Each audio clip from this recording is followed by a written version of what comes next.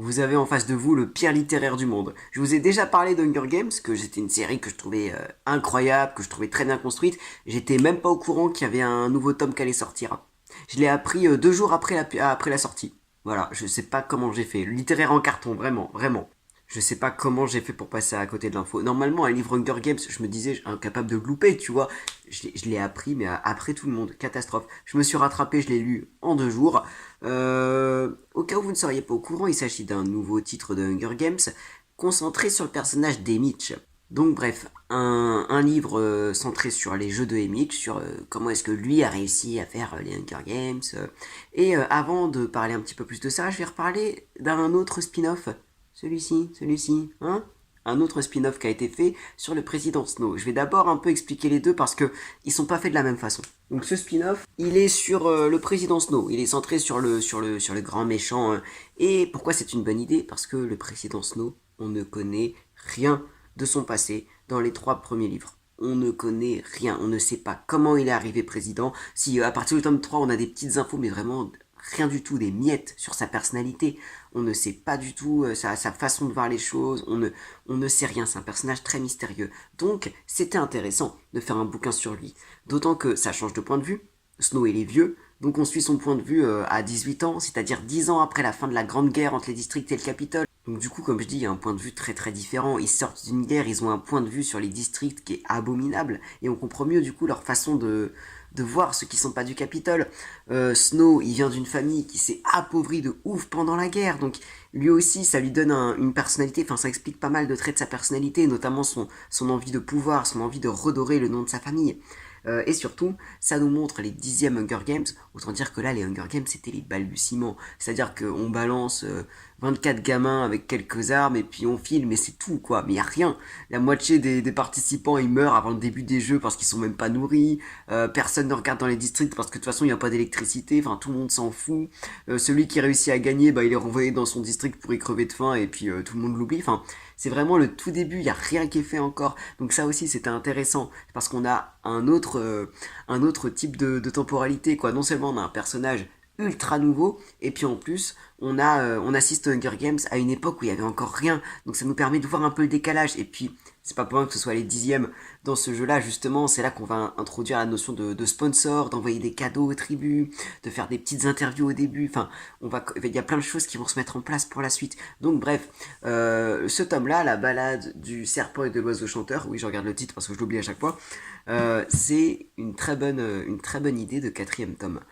Maintenant, la différence avec le tome sur Emmich, qui s'appelle Lever de soleil sur la moisson, c'est que, comme je l'ai dit, Emmich, on connaît déjà toute son histoire. Alors ceux qui ont vu juste les films vont se dire oui non on connaît un petit peu ou quoi, mais ceux qui ont lu les livres, vous savez qu'on a toute son histoire, en tout cas tous ces Hunger Games. Tous ces Hunger Games sont expliqués dans le tome 2, où Katniss et Pita ils visionnent une cassette sur la victoire des Mitch. On sait déjà tout ce qui va se passer pendant les jeux de Mitch. On sait déjà l'attitude qu'il va avoir, on sait déjà les questions qu'il va poser pendant l'interview, on sait déjà qui vont être ses alliés, comment il va s'en sortir, comment va se passer le grand combat final. Et dans le tome 3, il nous explique aussi que, alors suite à quelque chose qu'il a fait pendant l'arène, c'est toute sa famille et sa petite amie sont morts quelques jours après les jeux, catastrophe, et on comprend pourquoi dans l'histoire on a un personnage complètement alcoolo, brisé par ces jeux. Bref, on a toutes les informations pour comprendre le personnage des Mitch. Donc c'est là que tu te dis, ah, est-ce que c'était nécessaire de nous faire une histoire sur sa façon de remporter les jeux? Parce qu'aux dernières nouvelles, on les connaît déjà. On sait déjà tout le déroulé. On sait déjà tous ses choix. Donc c'est là où tu te dis, est-ce que ce serait pas... En fait, le fait qu'on ait déjà toute la vie d'Emich expliquée dans la saga, ça me laisse penser que, à la base, c'était pas prévu de faire un livre sur lui. Ça a été voulu par les fans. Ou par l'éditeur. Mais bref, autant Suzanne Collins, elle s'est peut-être dit, ah, je vais peut-être faire un livre centré sur Président Snow après, mais ça m'étonnerait qu'elle ait eu la même pensée pour Image. À mon avis, c'est une œuvre de commande, c'est du fan service, donc c'est très risqué. Parce que quand tu donnes quelque chose que les fans attendent alors que t'en as pas forcément besoin à la base, il y a des grandes chances pour que ce soit pas très bien. Mais là, c'est pas n'importe quelle autrice. C'est Suzanne Collins. Autant dire qu'elle est très talentueuse. Déjà, j'ai rarement lu des livres qui se lisent aussi facilement et aussi addictivement qu'Hunger Games. Et puis surtout, c'est quelqu'un qui réfléchit. C'est-à-dire que je ne sais pas pourquoi elle a fait ce bouquin-là. Est-ce que c'est elle qui finalement voulait faire une suite? Est-ce que c'est les fans qui ont été trop insistants? Est-ce que c'est l'éditeur qui a dit allez Suzanne, fais-nous-en un autre, là il faut continuer la hype? Dans tous les cas, elle s'est posée et elle s'est dit ok, je vais faire quelque chose sur Emmett, comment je vais faire pour faire un livre cohérent, un livre intéressant? Alors que tout le monde sait déjà comment ça s'est passé. Et bah elle réussit de façon quand même légendaire. Déjà, premier point, je vais dire plein de spoils dans toute la vidéo. Vous avez l'habitude, mais voilà, hein, si vous voulez pas vous faire spoiler, regardez pas la vidéo, ça sert à rien.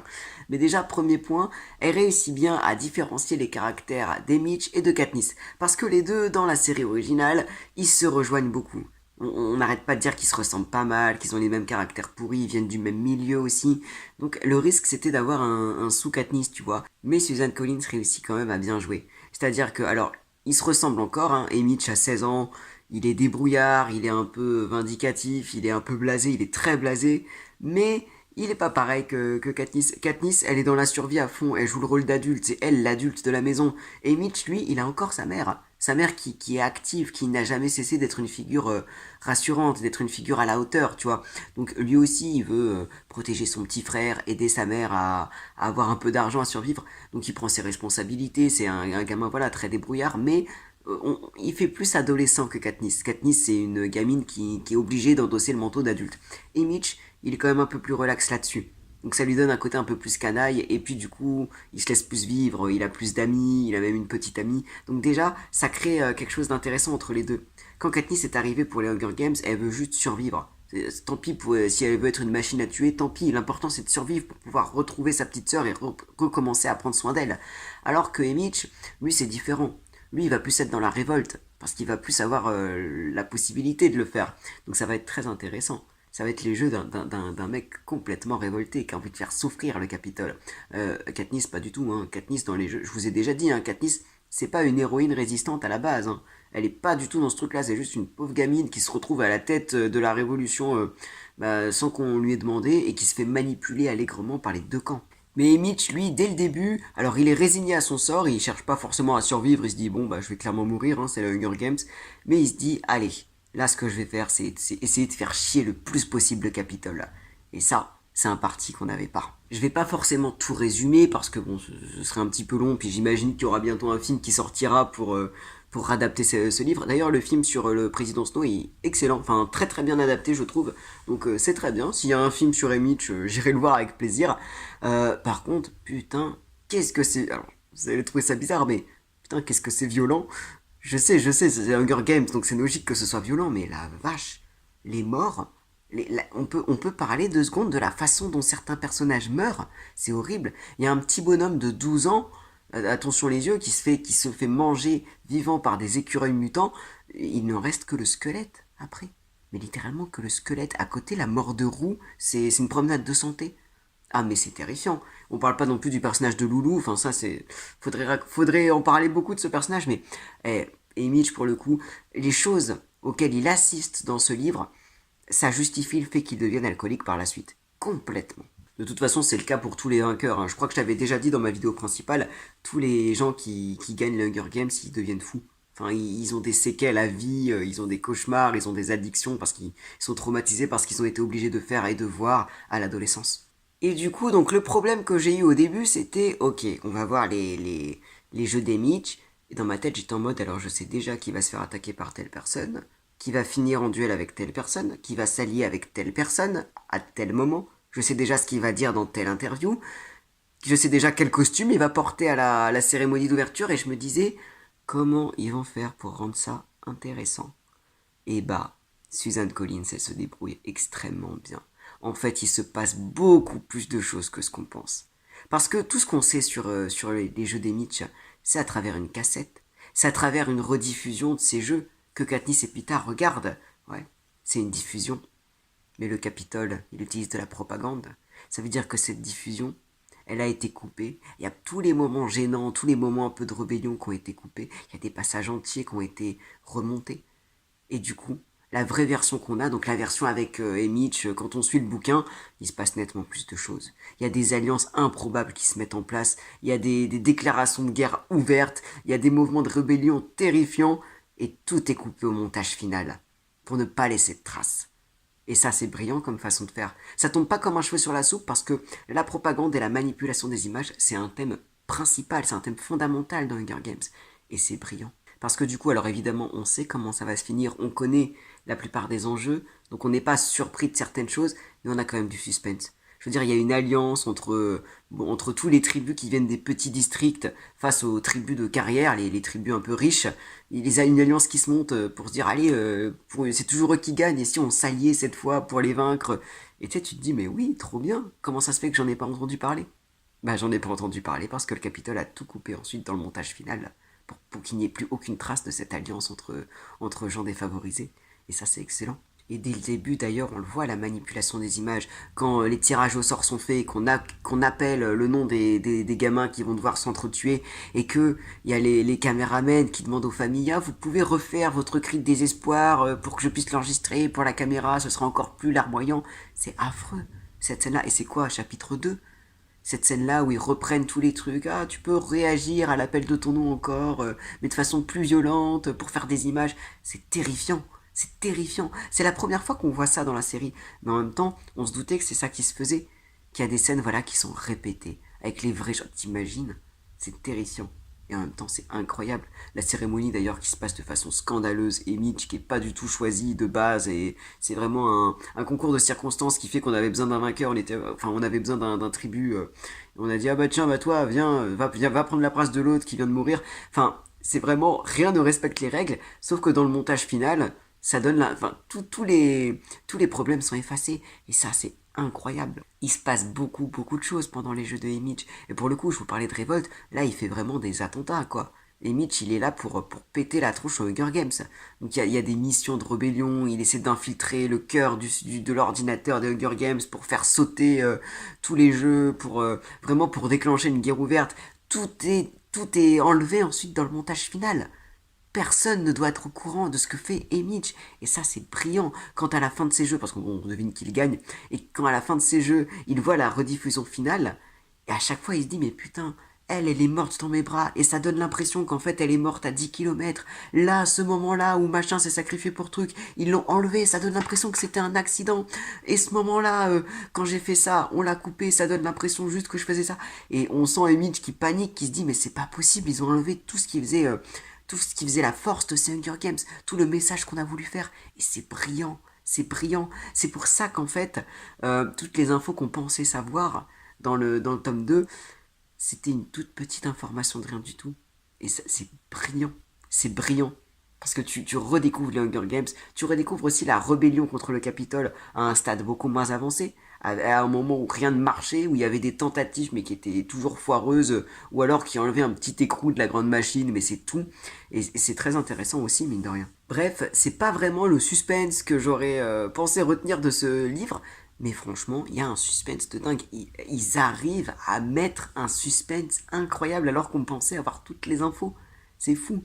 Et une autre info très importante qu'on avait, c'est que, typiquement, Mitch, il explique dans la série originelle que, en gros, pour réussir son combat final dans les Hunger Games et être sacré vainqueur, il utilise quelque chose qu'il n'était pas censé utiliser, genre un morceau de la structure de l'arène. On comprendra qui pourra, mais voilà, quelque chose qui était pas, que les juges n'avaient pas pensé qu'il pourrait utiliser comme une arme.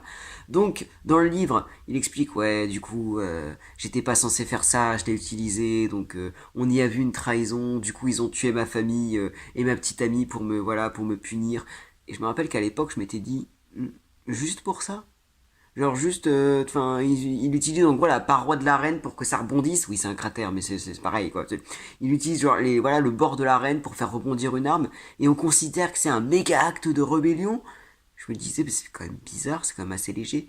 Et en fait, quand on lit le livre sur Mitch, on se rend compte que non, il y avait beaucoup d'autres actes de révolte, mais qui ont été effacés, qui ont été passés sous silence. Et ça, c'est génial.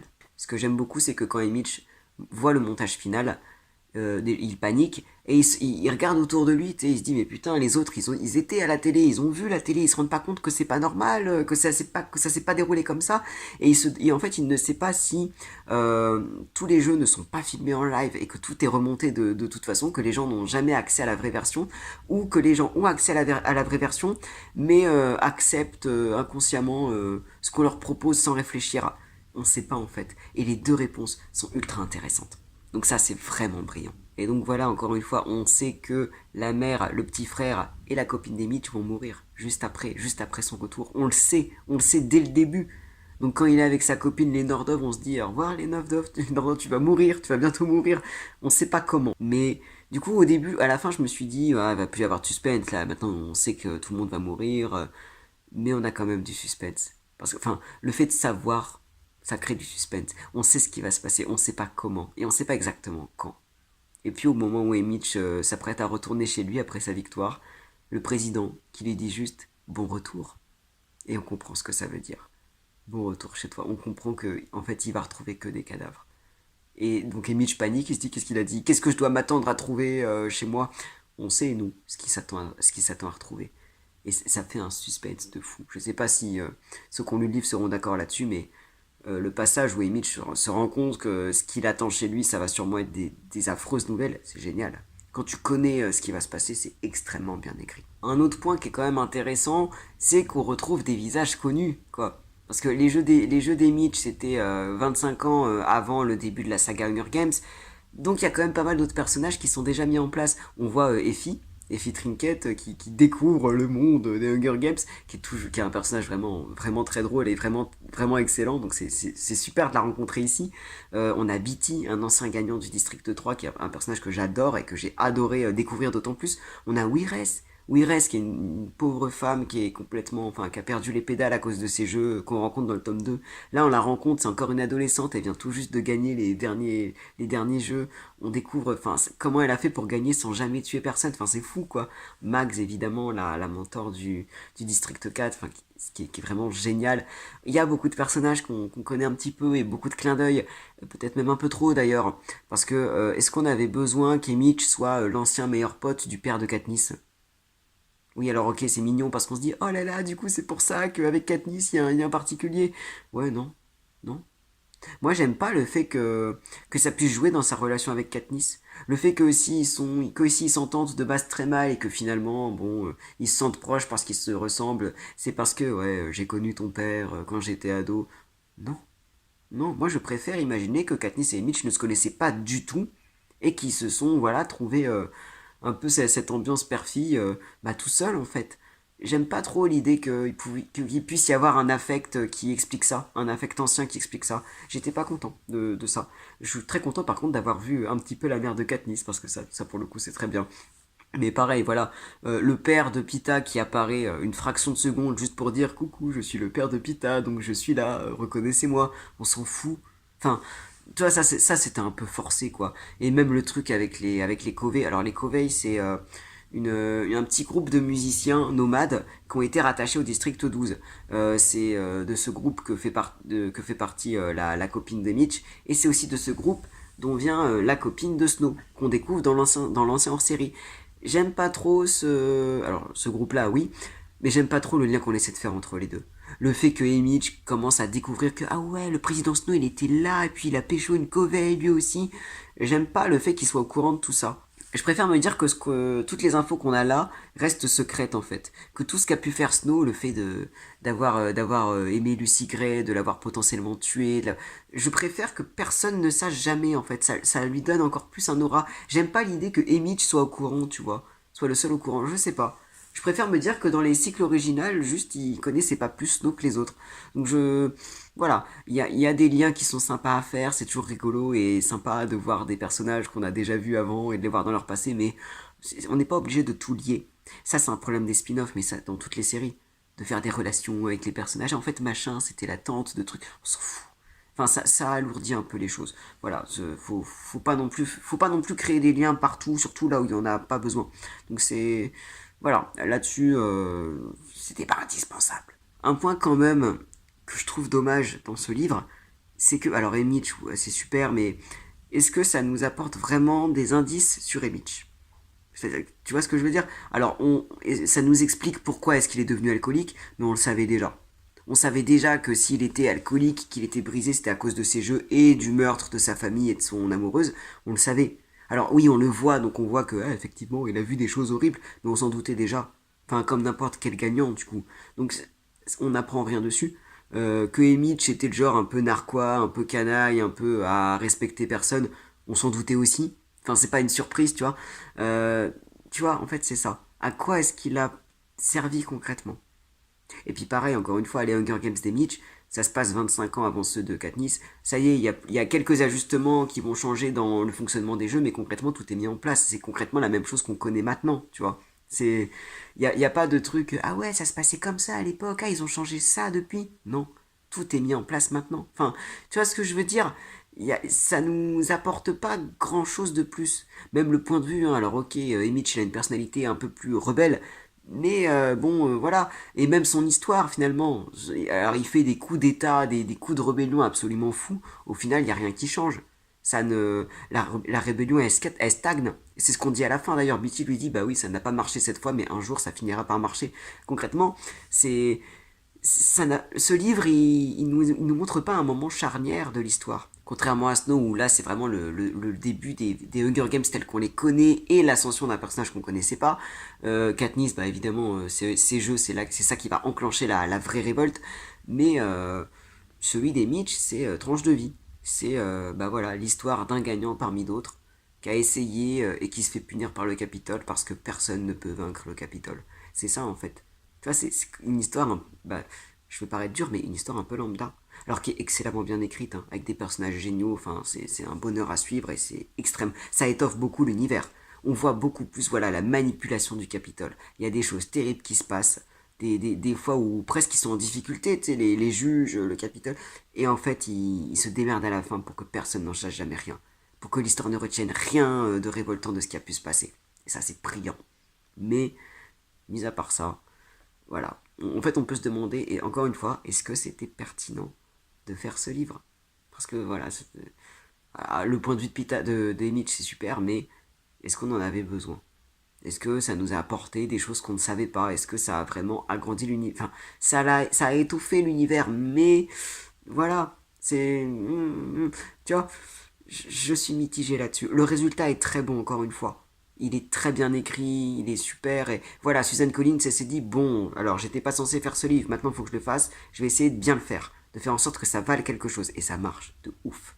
Mais voilà, encore une fois, on sent que ça n'a pas été prévu pour à la base. C'est quelque chose que je peux pas passer sous silence. Mais encore une fois, le résultat est génial. Maintenant, ça pose le souci ou la question de où est-ce qu'il faut s'arrêter. Parce que le premier spin-off, j'étais en mode ok, un hors-série sur Snow, ça me va. Déjà, celui-ci, j'étais en mode est-ce que par hasard c'est la suite de trop? Non. Non, parce que ça n'amoindrit rien, c'est quand même super. Mais voilà, ce livre, je le considère comme pas le point de bascule, mais voilà, il n'était pas nécessaire. Voilà, c'est celui qui n'était pas nécessaire. Même si au final il est très bien. Mais jusqu'où est-ce qu'on doit s'arrêter en fait? Moi, j'ai toujours eu beaucoup de mal avec les suites. C'est-à-dire qu'à partir du moment où une œuvre est finie, c'est compliqué de rajouter quelque chose derrière. Mais c'est très compliqué de finir une œuvre. Mais voilà, faire une suite à une œuvre qui est finie, ça peut donner ça peut donner l'enfer. Ou alors, l'idée, ça peut être de faire un spin-off sur un personnage qu'on ne connaît pas beaucoup, de faire un hors-série. Ça peut être une bonne idée, à condition de bien la faire, mais ça peut être une bonne idée. Mais tu vois, on ne peut pas faire un hors-série sur tous les personnages des Hunger Games juste pour ne pas quitter cet univers. J'adore cet univers. Hunger Games, c'est incroyable comme monde. Enfin, et rien que là, la suite avait pas d'intérêt, et pourtant, elle nous montre plein de choses folles. Mais en fait, est-ce qu'il n'y a pas un moment où il va falloir s'arrêter? De peur que ça finisse mal. Sur quel autre personnage est-ce qu'on pourrait faire un hors-série qui soit pertinent? Je sais pas. Franchement, je sais pas. À la rigueur, peut-être Finnick. Vous savez, le gagnant du 4 qui a gagné uniquement pour sa beauté, ça pourrait être intéressant de voir son point de vue. Bah déjà, le fait que voilà, lui, son arme, ce soit sa beauté, c'est quand même intéressant. Il a gagné 9 ans avant les premiers jeux de Katniss, donc tous les personnages qu'on connaît ils sont déjà là dans l'action. Voilà, son amour pour Annie, déjà, comment ça a pu se faire. Le fait qu'il soit quand même transformé en esclave sexuel par le Capitole après sa victoire, ça c'est quand même quelque chose de très fort aussi. Est-ce que lui-même a fait des choses de rébellion pour être puni comme ça? Parce qu'on sait que Finnick, il était du côté des rebelles finalement. Ça pose ce genre de questions. Et enfin voilà, peut-être qu'il a pu se passer des choses à ce moment-là. Enfin, ça peut être intéressant d'avoir un hors-série sur Finnick. Mais encore une fois, en vrai, c'est la même chose. Ça poserait la question de est-ce que ça apporterait quelque chose? Enfin, ce serait peut-être pas un moment charnière. Voilà, c'est quelque chose de. C'est une question qu'il faut se poser, je pense. Que là, c'est un bouquin super, mais où est-ce qu'il faut arrêter? À quel moment est-ce qu'on peut continuer à faire des hors-séries? Ou est-ce qu'il faut juste laisser la série s'arrêter? Elle est géniale, hein, et on aimerait que ça... Moi, le premier, j'aimerais bien que ça continue. Mais bon, que ça fasse un truc comme Hunger Games, comme Harry Potter, c'est-à-dire une série de 7 tomes excellemment bien écrits, et puis ensuite à chaque fois rajouter soit des produits dérivés, soit des hors-séries, soit une suite qui n'a aucun sens, soit un jeu vidéo, tu sais, pour que chaque année il y ait au moins un petit truc pour titiller le porte-monnaie et l'attention des fans, tu sais, pour que ça tombe pas dans l'oubli. Non, on va pas l'oublier, c'est bon. Hunger Games, c'est pareil, tu vois. Il faut pas trop tirer sur la corde. Mais je suis personne pour dire à Suzanne Collins jusqu'où aller. En tout cas, ce qui me rassure, c'est qu'elle a prouvé qu'elle maîtrisait son univers. Que même s'il y a d'autres suites qui sortent, elle fera tout son possible pour que ce soit cohérent. Et pour que ce soit bien. Franchement, j'avais peur, et elle m'a quand même vachement rassuré. Franchement, lisez ça. C'est un excellent bouquin.